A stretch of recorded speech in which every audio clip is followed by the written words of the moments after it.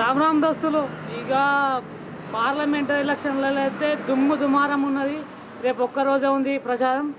అయితే మనం ఇప్పుడు బోర్గంలో ఉన్నాం. బోర్గం ఇది నిజామాబాద్లో కలిసిపోయింది, 5వ డివిజన్ అనుకుంటా.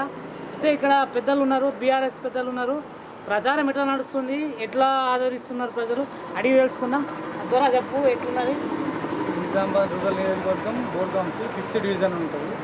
ఇక్కడ మేము వారం రోజుల నుంచి ప్రచారం చేస్తున్నాము. ప్రచారం మాకు జనాల నుంచి మంచి బ్రహ్మాండమైన రిసీవ్మెంట్ ఉంది. ఎక్కడికి వెళ్ళినా కూడా మాకు అందరు బ్రహ్మరథం పడుతున్నారు.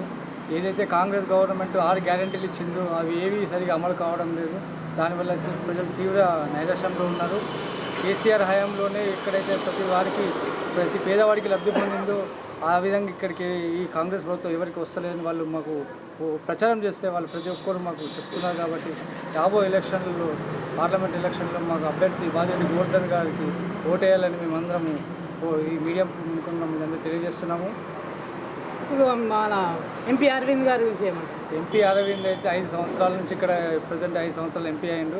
ఏ ఒక్కరోజు కూడా మా ఈ బోర్గాం 5th డివిజన్ గ్రామానికి రాలేదు. 1 రూపాయి కూడా ఇక్కడ వర్క్ చేయలేదు.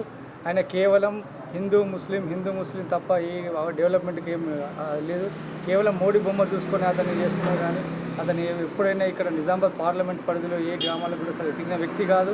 అతను ఎవరు ఫోన్ చేసినా కూడా పలకరించే వ్యక్తి కాదు. కాబట్టి అతనికి ఎవరు ఓటేయొద్దని మేము కోరుతున్నాం.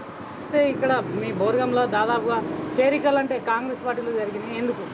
కాంగ్రెస్ పార్టీలో చేరికలు ఏం లేవండి. ఇంతకుముందు గతంలో పార్లమెంట్ ఎలక్షన్ల ముందు అప్పుడు వచ్చిన వాళ్ళే మళ్ళీ వెళ్ళారు. కాబట్టి ఒరిజినల్ బీఆర్ఎస్ కార్యకర్తలు అందరం అలాగే ఉన్నాం. చాలామంది ఇంకా ప్రచారం ఇప్పుడు మేము ఇక్కడ తక్కువ ఉన్నాక ప్రచారం చేస్తున్న లోపల అక్కడ ఉన్నారు. ఒరిజినల్ కార్యకర్తలు బీఆర్ఎస్ కార్యకర్తలు అందరూ అలాగే ఉన్నారు. ఎవరు ఏం పోలేదు. ఎవరైతే వలస వచ్చిన వారో వాళ్ళే పోయారు తప్ప పార్టీ కష్టపడి నాయకులందరూ బీఆర్ఎస్లోనే ఉన్నారు. నా పేరు హనుమంతరెడ్డి, బోర్గం 5వ డివిజన్. ఇప్పుడు ఎంపీ ఎలక్షన్లో బాజిరెడ్డి గోవర్ధన్ గారు 10 సంవత్సరాలు ఎమ్మెల్యేగా రూరల్లో పనిచేసిండు. అనుకున్న వ్యక్తికి కార్యకర్తలను కూడా ప్రతి ఒక్కరిని అందుబాటులో ఉంచుకొని ప్రతి వ్యక్తికి పనిచేసారు. కొందరు కాంగ్రెస్ పార్టీలో పోయిన ఏదో అపవాదాలు జరుగుతున్నాయి.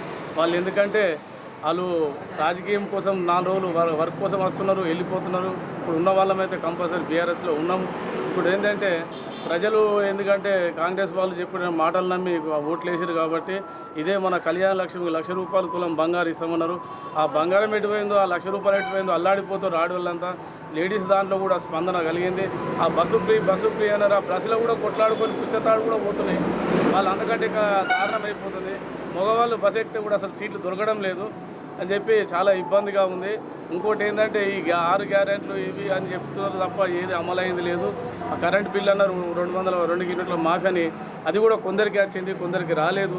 అసలు చాలామంది బాధపడుతున్నారు. కాబట్టి దీనికి వ్యతిరేకంగా మాకు స్పందన ఎక్కువ ఉంది. బీఆర్ఎస్ పార్టీకి మేము ఖచ్చితంగా గెలుస్తామని భావనతో ఉన్నాం.